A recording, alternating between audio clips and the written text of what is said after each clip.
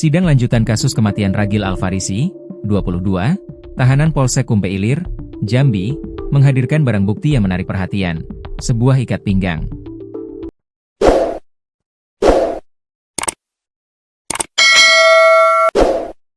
Ragil awalnya disebut tewas gantung diri dengan ikat pinggang tersebut, tetapi fakta mengungkapkan bahwa pemuda itu tewas dianiaya polisi.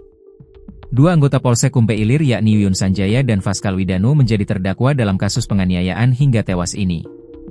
Dalam sidang yang digelar di Pengadilan Negeri, PN, Sengeti, Jumat, 23 Mei 2025, tak satupun dari 5 saksi yang dihadirkan mengaku pernah melihat ikat pinggang tersebut.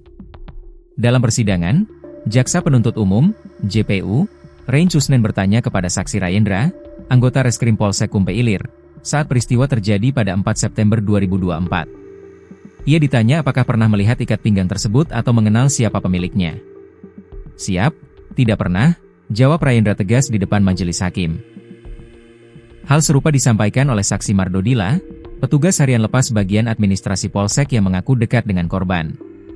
Tidak pernah lihat Ragil pakai ikat pinggang itu, dan tidak ada anggota Polsek yang saya tahu pernah menggunakannya, kata Mardodila.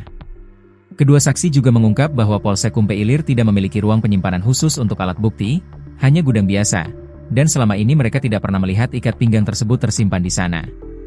Saksi lainnya, Mukti, yang merupakan orang pertama yang membawa Ragil ke puskesmas, juga mengaku tidak pernah melihat ikat pinggang di lokasi kejadian. Saya tidak lihat ikat pinggang. Yang saya tahu, korban hanya pakai celana pendek malam itu, ujarnya setelah melihat barang bukti celana yang diperlihatkan JPU. Dua saksi lain, Maskur dan Effendi, yang berada di sekitar Polsek saat kejadian, juga menyatakan tidak pernah melihat ikat pinggang tersebut di lokasi atau dipakai oleh Ragil. Ragil ditangkap karena dituduh mencuri laptop di sebuah sekolah di Muaro Jambi pada 4 September 2024. Pada hari yang sama, Ragil ditemukan tewas tergantung di sel tahanan Mapolsek Kumpe Ilir. Hasil otopsi dari Rumah Sakit Bayangkara Jambi menunjukkan bahwa Ragil mengalami luka-luka serius, lecet di leher dan lengan, serta cedera parah di kepala yang menyebabkan kehabisan darah. Meskipun kedua terdakwa, Yuyun Sanjaya dan Faskal Widanu, menyangkal telah menyiksa korban, hasil pemeriksaan poligraf oleh Bareskrim menunjukkan adanya indikasi kebohongan. Dalam rekonstruksi sebelumnya, keduanya juga menolak tuduhan telah merekayasa kematian Ragil sebagai gantung diri.